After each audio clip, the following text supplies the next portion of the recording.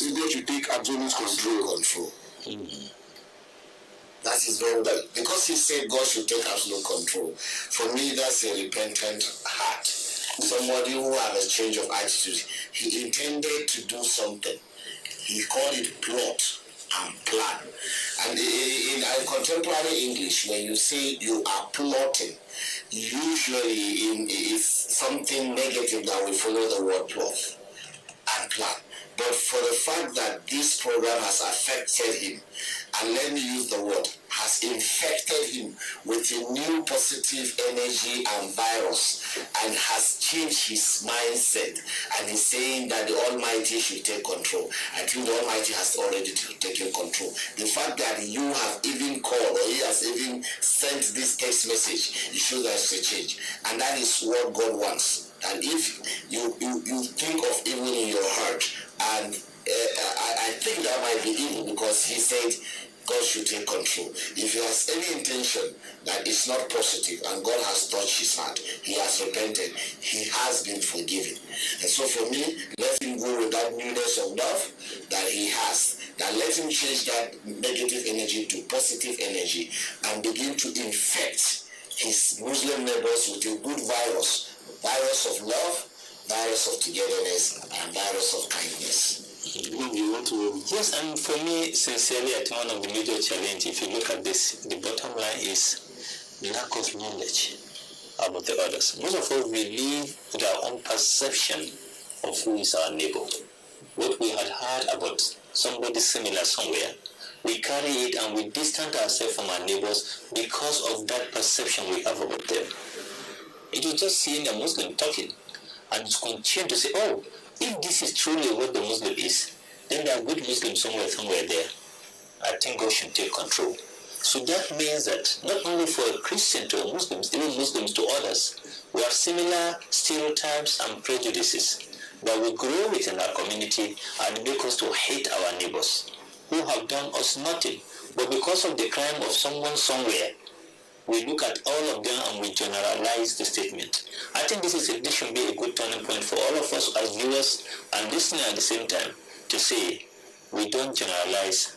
The crime of one shouldn't be the punishment for all. I think we should thank the Nigerian Television Authority Management for this program, because what it has done, it has actually solved a problem that over 10, 20, 30 years have not been able to solve. So many conferences and workshops have not been able to solve, and within few weeks things are changing. And we pray that God will continue to support the management and the staff of the NTA for this, because it really touched my heart that some people can say this, some people can feel this, but we have heard it.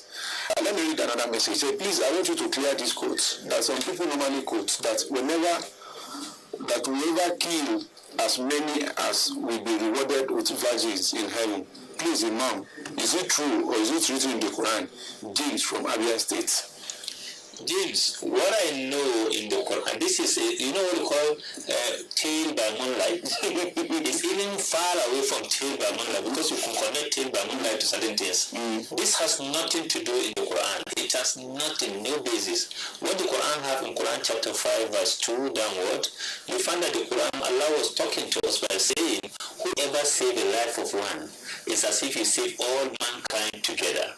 And whoever killed one is as if the value of destroying all mankind together. So the Quran is about saving life and protecting the honor of the others. So if you kill somebody, you are going to hell. Whoever does that will go to hell. Whoever, you have no excuse as a Muslim. No Muslim have an excuse to kill, maim, or hurt the other person. The judgment is not in your hand. Even if the person commit homicide, you can't take law into your hand. Islam does not give room for jungle justice. No room for that in the Quran.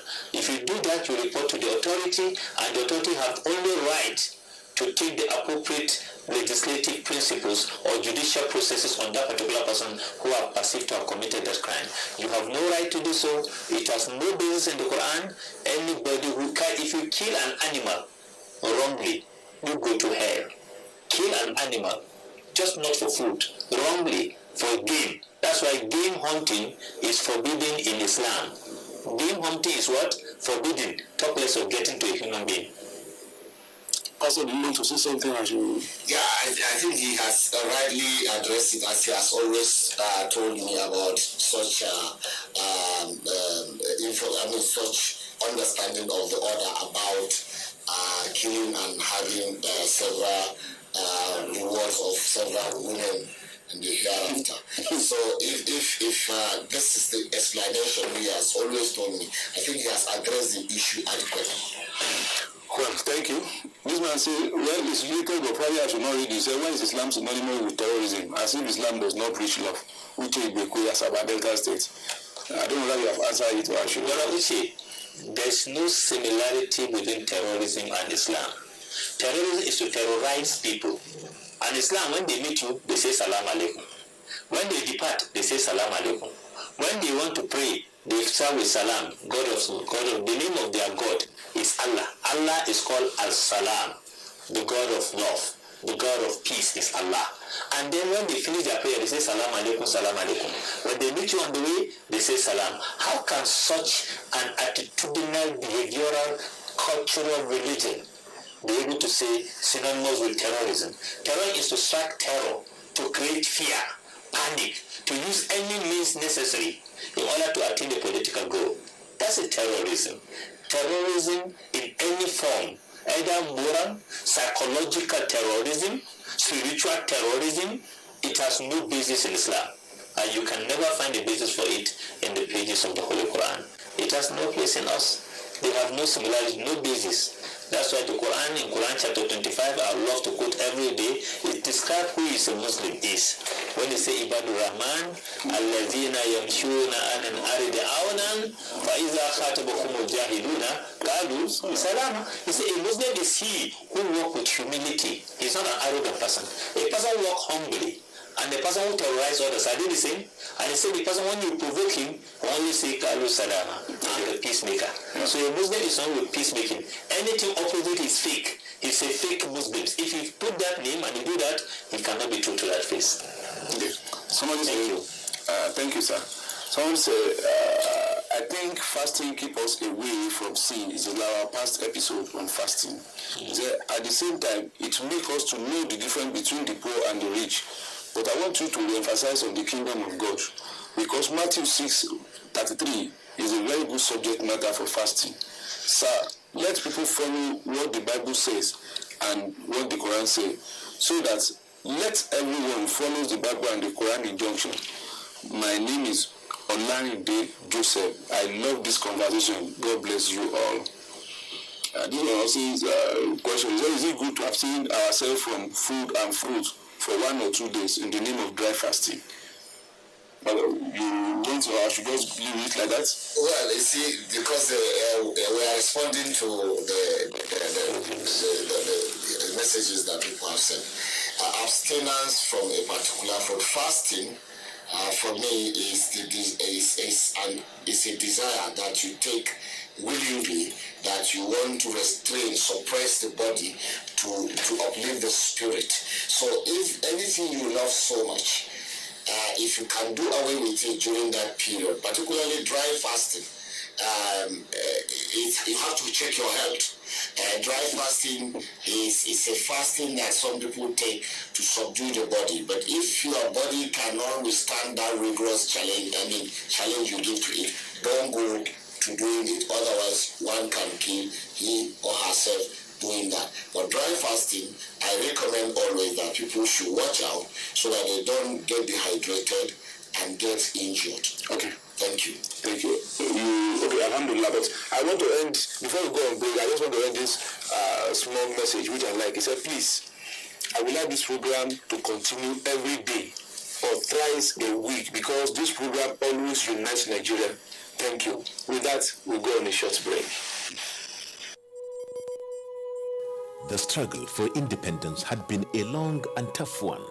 Our founding fathers and compatriots sacrificed their comfort and even shed their blood. We cannot at this point in history afford to spirit away their sacrifices for immediate but temporary gains of today. Let us emphasize what unites and not what divides us. Working for the unity of purpose, with a stronger vision for a better tomorrow. NTA, growing with the nation. These days, people get their news and information from more media sources than ever before. Some of the news and information given are fake, unverified, doctored, and manufactured to create confusion, stir disaffection, and cause disunity.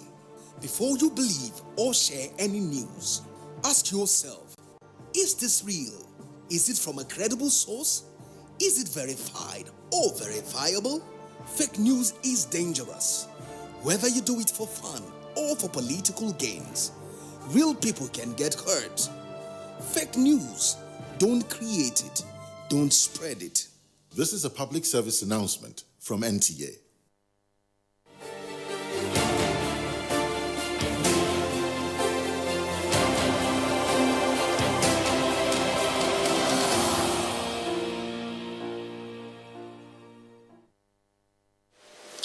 Welcome back. If you are just joining us, this is Abrahamic Nation, where we discuss religion the way it is, not the way it ought to be, so that we will understand and appreciate ourselves the more. Then we'll be able to live happily, peacefully, and harmoniously. Today we are discussing neighbors and you. Incidentally, we have people who are neighbors, and they are living as neighbors. They are example of neighbors. Join me in welcoming Pastor James Moveruye, the Co-Executive Director of Interfaith Mediation Center in Kaduna. Pastor, once again, you are welcome. Thank you for having me again. And Dr. Imam Nurey Nashafa is my senior brother. He's also the Co-Executive Director of Interfaith Mediation Center, also in Kaduna. You're welcome. Thank you very much. No, salam. I don't even know where to start, because each time I see you, I know I've seen neighbors. Well, probably because I'm seeing you does not allow me to know what exactly I want to. So, but probably you will define yourself for me. What is neighbor? Thank you very much. This is very important. I cannot talk about neighbor without referring to what Jesus Christ says about who a neighbor is. Fine. Because Jesus will always give this analogy of the Good Samaritan, where a particular person of the same faith with him, and one that also was the same ethnicity, and one was his spiritual leader. And all of these people saw their brother in great need and did not help him. And when the other person, who was seen as a demeaning somebody of those that are called unbelievers, came around, he showed kindness, took care of the sick person, paid his subsistence bill, and Jesus asked his disciple, who is a neighbor to this? They said, that guy who took care of himself, not really belonging to the same faith, not really belonging to the same language, but somebody that was seen as an outcast. For me, a neighbor is that person that cares for his immediate cohabiter, whether the cohabiting is on the earth, in the city, or a place of work, or a religious space. That person that says, I will do for myself. I would like that thing that I like to do for myself. I want that person to also experience it, which falls in the golden rule. And the law that Jesus gave says, Jesus said, love the Lord your God with all your strength, with all your might, and your neighbor as yourself. And he then further says, do unto your neighbors what you want others to do unto you. That is the golden rule, and which my colleague and I are ambassadors preaching the golden rule around the world, particularly representing the African continent. You are not taking me. You are not taking me. You will join us because you are already doing it. So you are also an ambassador of the golden rule. Thank you for anchoring this program. Very soon you will be with us. Okay, I'll be looking forward to. Imam. Well, for me, I think when you talk of a neighbor, the first thing that comes to your mind is the next door. To some people, it is their next door. To some, it is their brother, their next of kin, their tribesmen, their townman, whoever is closer to them become their neighbor. But to others, it is their colleagues in the office they see as neighbors. And others, but in Islam, it's inclusive of all this process put together.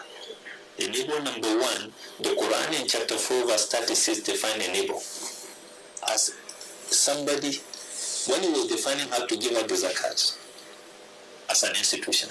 And he was saying, the Quran put one thing very clear. You cannot even be a believer. You can never be until what? Until you honor your neighbor. Until you respect him. And who is this neighbor? He said they define them into three categories. They are near neighbor, they are distant neighbor, and they are neighbors or you met on the wayfarer on the other side, who you relate from a companion on the other side from a distant neighbor. So the immediate neighbor is the one next house to you, and this man next house to you, and then they define it is the person who have, when you cook your food, if the aroma of the food smell to his house, he's entitled to eat from that food. He's the guy when you have one from the Quran, or you just assume it is a tradition of the Prophet sallallahu alaihi wasallam. Okay. If you cook a food in your house, you must help your neighbor. You must serve your neighbor that food. How? Your neighbor. Is it because you are cooking? No, because it's smelling, it's perceiving what you are doing. That is why you give him. Or if he doesn't smell it or perceive it, he has no right to it. You cook a food, and the other one was looking at the food. Okay. He is looking at the food. It is a mandatory right for him. It's just like the second condition. If your neighbor is sick, you must visit him. If he's in sorrow, you must console with him. It is a must. I think we are going there. We are going to that. So what is neighbor from Quranic or from Islamic point of view? Oh, I'm moving to responsibility already. Oh, it is very clear. The neighbor is persons next to you. Either closer, first category is very close to you. Second category, your neighbor, the one you work together in the same office, with your neighbor in the next office to your office, is still your neighbor. Your neighbor is he who or she nearer that when you are in hour of need, you can raise your voice, he's just there for you. That is a neighbor in Islam. And then the conversation, it's how many of her? 40 houses on your left, 40 houses on your right. I think that's where I want to. That's where I want to go precisely. Exactly. Who are these neighbors? Because some people believe your neighbor is just the person you are living in the same flat, or you are living in the same environment. Who are these neighbors? Then, to what level can a particular place you can define a neighbor? To what level is a neighbor? What I mean is, let's say you stay in a house now. You can have houses here and there. Let's say you are in an office. You can have people in offices here and there. What is the extent of neighborliness? Who are your neighbor? Well, the neighbor is somebody that you need to make happy. You see, I did say we cohabit a space with somebody. And the teaching of the Bible, Christ actually define the neighbor, as I said in Luke chapter 10, verse 27. He says you should love the neighbor. And then he further says that in 1 Corinthians chapter 10, verse 24, Christ also expresses who your neighbor is. Somebody that you will, it's like if the spiritual growth of that person, the material growth of that person, the strength of the person in terms of his capacity to live, you are supposed to. You say, if your neighbor comes to you and he seek anything, you say, give it to him quickly. If food, give him the food. If the person maybe is richer than you, he comes to you to beg for something, and it's your neighbor. It says, even those who think they are prosecuting you by that stride of coming to you, though he has it, you say, give it to him. You see, if a person say go 1 mile, go 2 miles with him. So when you do that, it says, when somebody asks you for your share, you say, add the coat on it, give it to him. So that, guys, the Bible did not say whether it's a rich or poor. A rich person can come like that to try your faith. You say, give it to him. And even he says, even that guy he becomes mischievous. You say, love the person. So the neighbor is somebody that needs to be loved. And in loving for a neighbor, Christ said at the end of time, some people will come to me. I say, and God will say, come and enter. When I was hungry, you gave me food. When I was naked, you gave me dress. When I was in prison, you visited me. He said, when did we see you? He said, when you did it to the least of my brothers, that you are doing unto me. So that is Christ telling his followers at the end of time. So we are supposed to be clothers of our people, feeders of our people, visitor of our people, helping those in need. In that way, you are doing the work of a neighbor, and that's what a neighbor needs to do to his fellow neighbor. Because the way you have put it, now, does it mean it's a Christian to a Christian? That is what it means as a neighbor? For us in Islam, I think it's very, very clear. Your neighbor goes beyond the border of religion, beyond the border of blood, beyond the border of ethnicity. He's my town man, he's my townsman, he's my religious person. Whoever is your neighbor, to the extent of distance of 40 houses on your left, 40 houses on your right, this 40 in front and 40 houses behind you, they have legitimate right to responsibility of taking care of them, of helping them when they need it, of when they invite you, you need to be there for them, when you see them in need, you need to be there for them. And that's why Muhammad sallallahu alaihi wasallam made it clear. We remember the case of his neighbor who is throwing dustbin into his house every day. He's the neighbor. When he took out the dustbin, whenever he sweep his own compound, instead of throwing the dust into the bin in his own house, he threw it into the fences of the Prophet sallallahu alaihi wasallam house. And every time he does it, the Prophet will just sweep it, pack it together, and put it in the dustbin. Then he just continue doing that to the Prophet, and the Prophet never get angry to go and fight up with him. But what did the Prophet did? One day, after some few days, the man he didn't see the trash again. No trash coming, no dust. What is happening?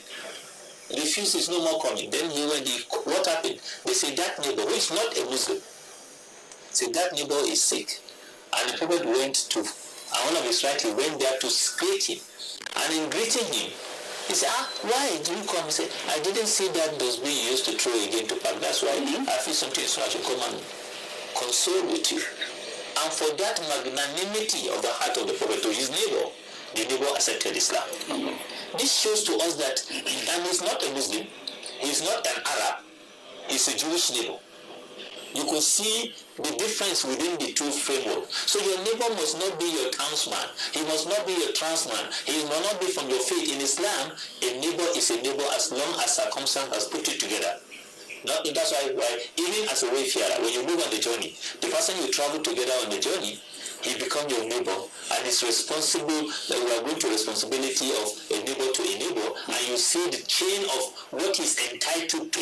Okay, in your own hand. You get that. I think I've experienced what the Imam and the pastor you are saying. I was living in a house some years back. I am a Muslim and a man from one part of the country. Then I have a neighbor, and then all my children were boys. I have a neighbor who are from South, Christian. All their children were girls. Gradually, little by little, we became friends, we became close. Times we go there, we making bragging to them, saying, one of my sons can marry all your daughters. Then something happened. We have to leave that house. Because I've not gotten where to go, as a Nigerian man, they have gotten, they said they will not go because they can't leave us. Oh, that's interesting. They did not leave until we get our own. When they are going out, they leave their key with us because we always have somebody at home. And when they are not around, all their children, they left them with us. And up to today, when I don't see them, I don't feel comfortable.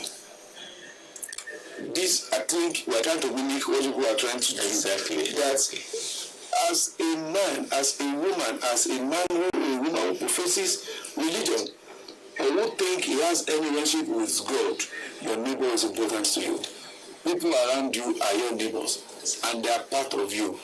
Then if you have the neighbors, what should we be doing to them in the name of responsibility? What should they be doing to us in the name of responsibility? That's all that I want. That's a very good example of the way you live with your neighbors, which is what we all grew up to do and to believe. Because if you see a neighbor a neighbor is sometimes better than a brother. Exactly. Because if anything happens to you, it's your neighbor that will hear first and will come to your aid. The Christian faith is about lifting up Christ by our characters. Jesus said, if I be lifted up, I will draw men unto myself. It is time that we exemplify the love of Christ. Because, you see, the fact that people say, I'm a Christian, I go to church. But when I meet somebody that is not my faith or is not from my clan, I behave antagonistically towards the person. I antagonize the person, I do not show love. I cannot even share. That somebody is not practicing the love of Christ. So for me, if you want to say what neighbors should be doing to each other, that's responsibility. Yes, there should be competition. Okay. Christians should compete with the Muslims. How? Over trying to outwit them in doing good. For me, yes. For now, if my neighbor a fasting Muslim, I should buy food, buy oranges, give him to break his fast. In that way, I am showing love that Christ said I should love to all mankind. Irrespective, it's the whole world. Christ does not say one faith or the other faith. No. The message is a universal message and it's to everybody. So, sir, if today I give you a bowl of orange, tomorrow probably you want to show, I will show this man that in my religion I can do better. I'll give him a bag of orange. A bag of rice. Orange or rice, or even bring a ram and say take and eat with your family. When we compete, not, you see, practically, sir, what we do today unfortunately in some part of Nigeria, we are competing over who killed the most. May God forgive us. We need to be forgiven. There is too much blood on the ground because people are not living as neighbors again. How many people did you kill? How many mosques did you burn? How many churches did you burn? How many people did you kill? This is not where we should compete. Let's be competing. You see this Agbada, I want next time we are on program, you dash me one Agbada. I will tell you all this, and the man who gave me Agbada. There is a Baba Identity of the Blessed Name. Yeah, God for you. He gave me, one day I will wear the dress. I still keep it as a souvenir. Big Agbada, he said, my son, wear this. Who is celebrity? Identity was the former Secretary General of the Supreme Council of Islamic Affairs. He's gone back to the great war. He showed me love that I can't take it. I can't imagine. So this is what we should be doing. Well, it's a good thing as he just put it. I think for me, I would say he's just imitating Islam. That's what Islam says. Who is imitating Islam? Pastor is imitating Islam. Good. How? Islamic teaching. How? I want to know. Because it is Islam that told us that our neighbor, they are entitled to 4 important principles. One. Number 1, their honor. You have to protect their honor. Number 2, their property. You cannot be there. When you talk about honor, you cannot be there when somebody is backsliding, humiliating, backbiting, or dishonoring your neighbor. You have to fight against to protect his honor. Number 2, he says his property. You must protect his property. Number 3, when he's doing ceremony, if he invites you, it is a must for you. If he invites you for his marriage feast, or giving out his daughter, or he's doing something of happiness, it is compulsory for you, you must be there. And when he's sick or in a sorrow situation, you must be there for him. These are basic principles in Islam. You want to react to it? Because he says, please, I want you to rejoice with those who rejoice and mourn with those who mourn. These are Christian principles. It says, if the goat of your ram or ram of your neighbor strays and fall into a dish, and you do not help him to bring it out, it means the dignity of that person you have abused. He said, thou shalt not covet your neighbor's good, your neighbor's wife, your neighbor's property. You should always feel good that your neighbor is getting. So rejoice with them. So when we begin to compete over rejoicing and we begin to enjoy that feeling, it's infectious. He's copying us. You know why just continue. The people of Islam has done so much to show that it's not just when it's even worried. There's a event when the man, even when he died, the neighbors died, and the prophet of Islam, and the neighbor was taken away to the burial ground. This is a non-Muslim neighbor, and the prophet stand up in honor of who? Of this particular person, the dead body of a Jewish neighborhood who was taken to the grave. And the companion were asking, "Oh Muhammad sallallahu, why do you stand up for this? He's not a Muslim. Number two, he's even a Jew. Number three, he's even a dead body." And Muhammad responded, "Don't you know how the soul in that body is it not of God?" And that's why in another tradition it says, "He swore by him in whose life is what? Is his soul, that you have not known so much right that God has given to a neighbor." You see, at times I feel that one day if a law will come that will make me to share my inheritance, my neighbor should be part of those who will be entitled to my inheritance. You see now, this is an advanced level of how to say that your neighbor is almost part and parcel of your family. I think I have a problem here. Yes, tell me what is the problem. If this is as if the two of you are reading the same book, or somebody is peeping the other to read, to tell us what the religion says. Because it's either you are reading the same book or somebody is peeping the other in reading what you are telling us now. Then the question now is, why is it that we are not seeing this impact? But we won't answer it now until after this short break. I want to say why are we actually not demonstrating this? We will answer this after the short break.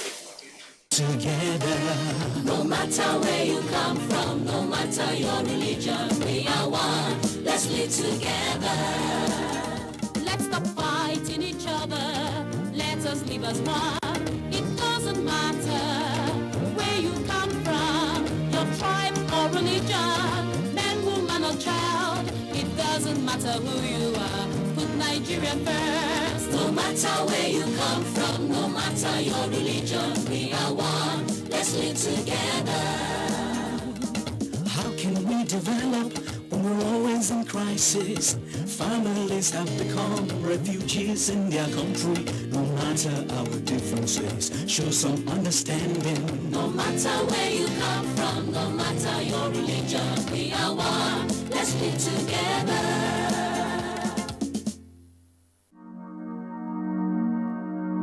Nigerians.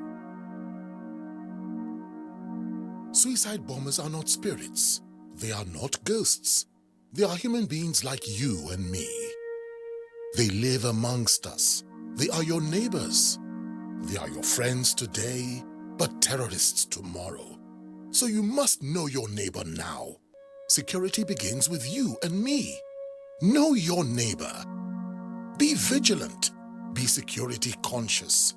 Report suspicious persons, objects, and movements to the police and other security agencies. The security of our nation is a duty for you and me. If you see something, say something. Nigeria unite against terrorism. This message is brought to you by the Federal Ministry of Information and Culture.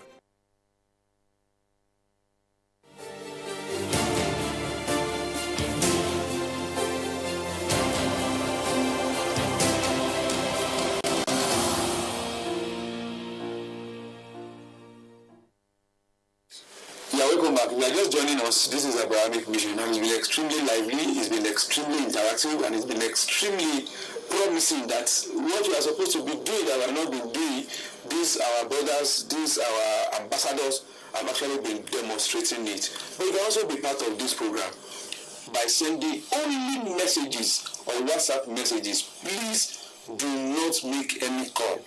The number you can join us on is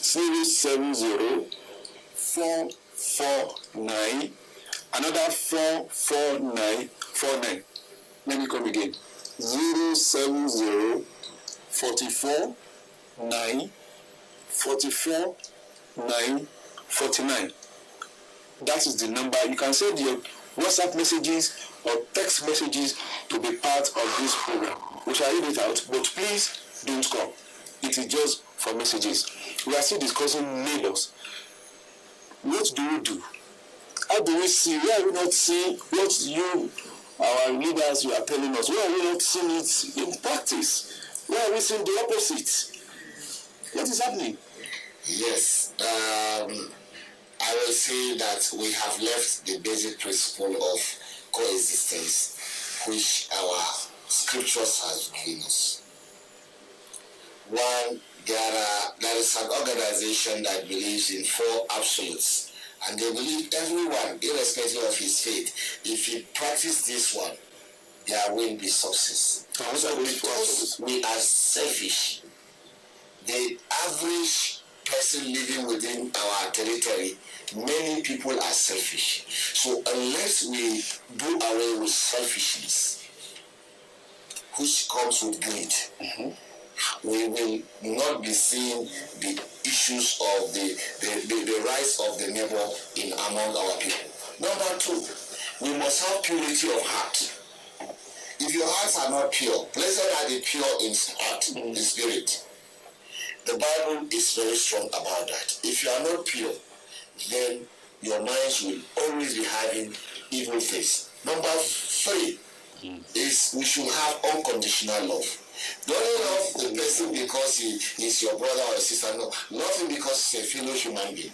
And if you cut your blood, it will be the same red blood. So we in this country, and whoever is listening to us anywhere in the world, if we love unconditionally, we have purity, we are unselfish, then we do what? We have purity, love, unselfishness, and then of course with these pillars, we will be able to exemplify the issue of love and we care. And Nigerians will begin to see love in action. When we know we can be satisfied and begin to share. And sharing is reciprocal. When you give, you get back. I think for me, one of the most important things why we are not getting it there is the issue of greed. Greed. The issue of self-centeredness. The issue of I replacing we. In the spirit of our faith, it's more community-oriented. It's more family-oriented. It's more that inclusiveness. In those days, as children, the culture is you don't eat. And I remember my brother always say, you don't eat closing your eyes looking down. You are eating looking at the table. Who is coming on the way? Come and join us. Baba, come and join us. We are on food. Come and join. Now, the individualism has taken hold of us. So we abandon the elementary teaching of our religion. When we abandon the elementary teaching, we don't teach our children this culture. The children grows with this I, and the I in I, it becomes the arrogant self, and the greed, and then we never know enough is enough. Then with the concept of respect for the other is no more there. So that's why today, you see among people of faith, you see why is it that somebody is so much full of faith, but the value is not translated into actions because the belief he has. Then there's absolute faith. Faith, believe in God, which goes back to absolute purity of intention, which goes back to absolute love, my brother talk about, and unselfishness. So the faith is no more deep in our heart. When you have faith, is to have to be certain in the face of uncertainties. Is to be faithful, to be hopeful in the face of hopelessness. People don't want to be hopeful anymore. It's about I must get it, whatever it takes. And that replaces, and that's why the value, the virtues in our faith and traditions is dwindling away. So we are becoming, as some of say, financially bankrupt industry. Now we are becoming morally and spiritually bankrupt. It is the level of a spiritual bankruptcy. That this is what we are saying today. He is my brother. Wherever I may go, I will never abandon him. He is my brother. Yes, you are good. I can never abandon you. And we have to work together. You have been abandoning me.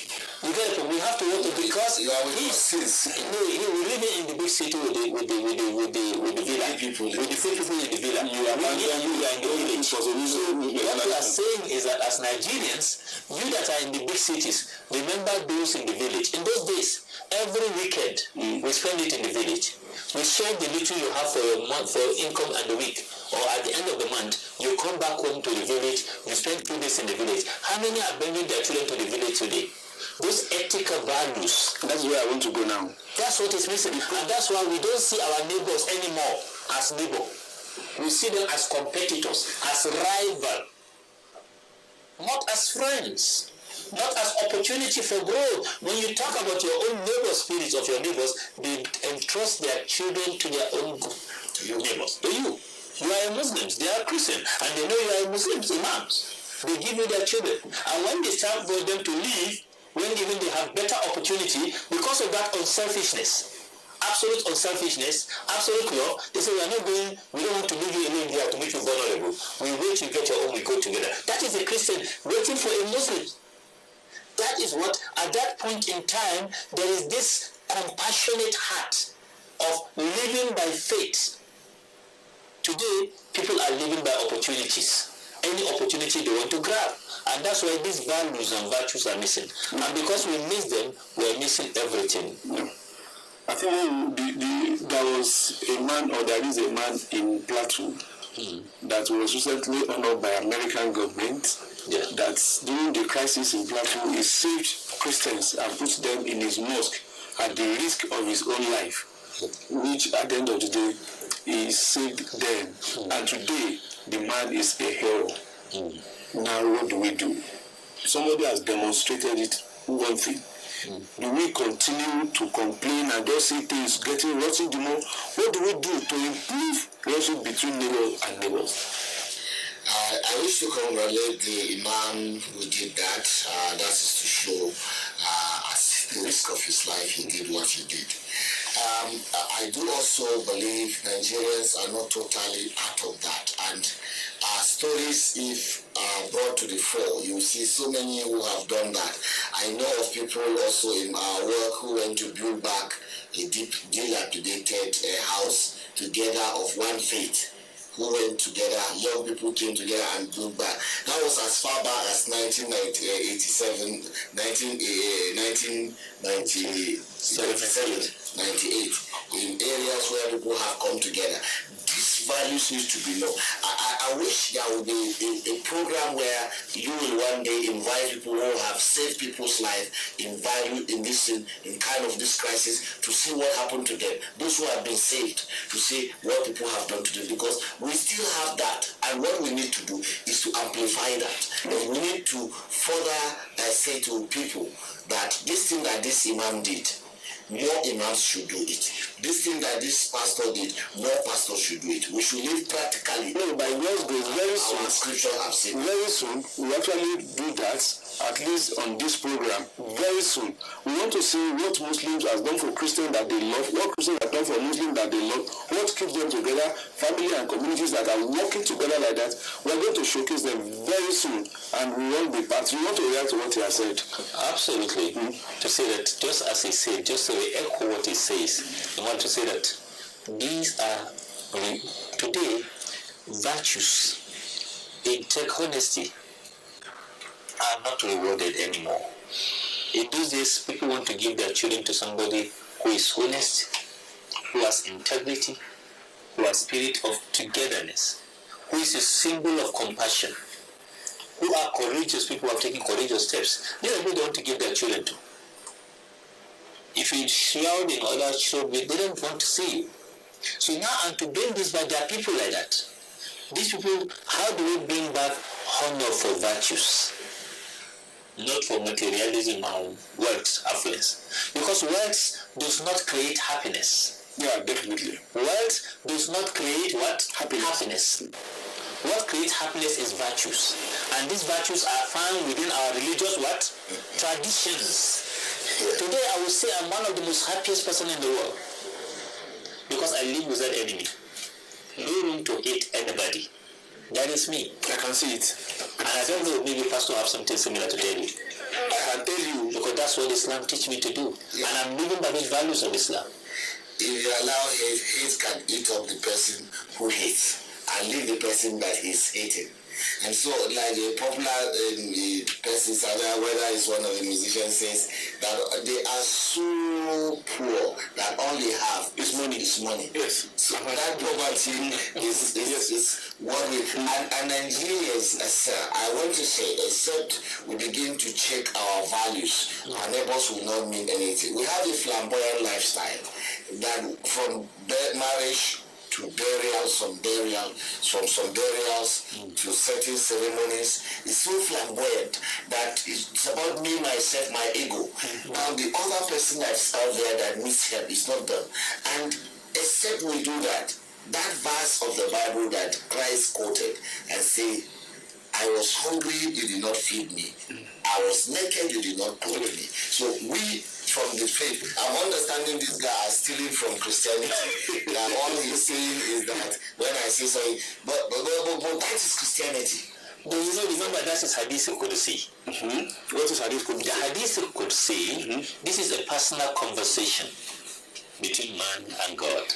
And this is within the prophetic traditions without any transferences. And that Hadith Qudsi is saying, the prophet told us about, there's a group of people on the day of judgment. They will come and Allah will say he doesn't know them. Allah will say, I visit you. When I was sick, you didn't come to visit me in the hospital. When I'm naked, you didn't give me clothes to wear. And when I'm thirsty, I even come for water. You never give me water to drink. Because of that today, today myself, I don't know you. Then the man will ask, I say, oh Allah, when are you hungry? That I didn't give you food. When are you thirsty? That I didn't give you water. You are too much. When are you naked that I didn't give you food? And this is Islamic traditions. There are scriptural references within the Islamic traditions. So you see now, he's still for things, and I'm becoming happier. So if these are the moral values we share, why should we have these walls? Why are we building walls instead of bridges across the divide? I think I had an experience. Yeah. My grandfather was an imam in my town. He made us believe that as at the time we are growing, we didn't know whether we are Muslim or Christians. One, when they post a Catholic priest to our town, the place where the Catholic priest lives is just the other street from our house.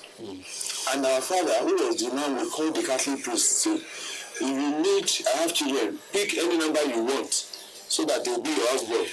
They will be washing, they will be cleaning, they will be doing water. Incidentally, I was one of those that the pastors used, the Catholic used to carry as their boy. I started speaking English from there. Wow. So, as at that time, we didn't know whether we are Muslim, whether we are Christian, because it's even our father, who was the imam, who will ask us to go and be serving them as houseboys. They will not even pay us. I didn't pay up, perhaps we'll have and I was very sure our father was not collecting one kobo from them. But just to say that, since you are here, we are also, since you are there, we are here. And we are here for you.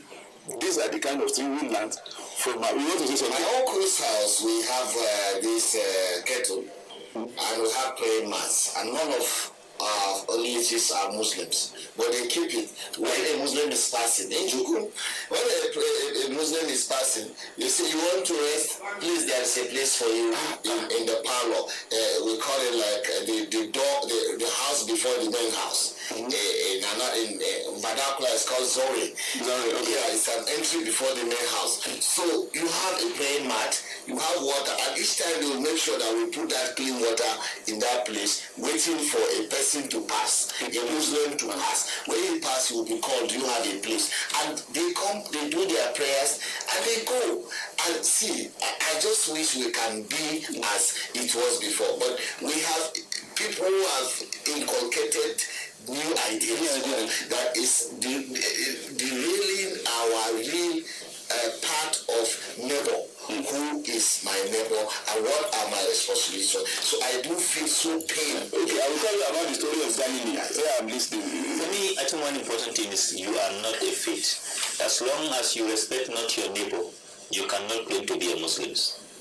The Prophet ﷺ has made it very clear.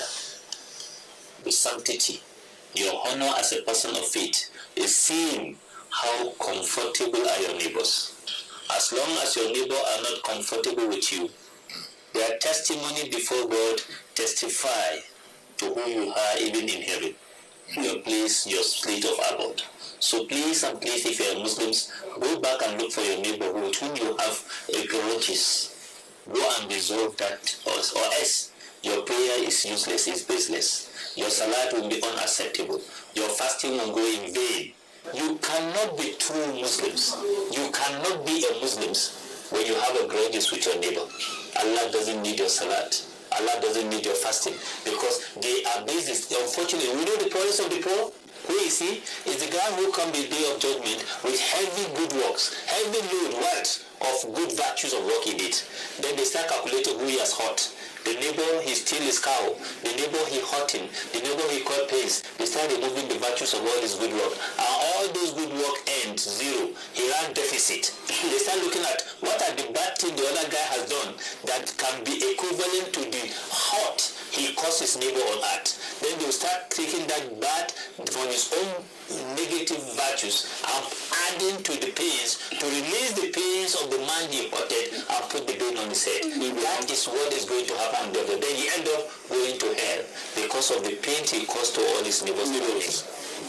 What advice would you give for me is to say that if you want to know that one who Imam has just taken away, that when a neighbor, when in the end of time you are not evaluated based on the good things you have done, then you have lost completely what you need to do, what you are supposed to gain on earth. If it says it is, if you carry your offering and you go to offer on the altar, and you remember that you have unsettled dispute with your brother or sister. Now, the sister or neighbor is a cohabiter. It's not necessarily your brother in faith or your brother. No, you have something you have done against your neighbor. You see, God will not take your offering. God will not take your sacrifice. Leave that on the altar. Go first, settle with the person that you have hurt. Then before you come, then God will accept it. So for me, just like he has said,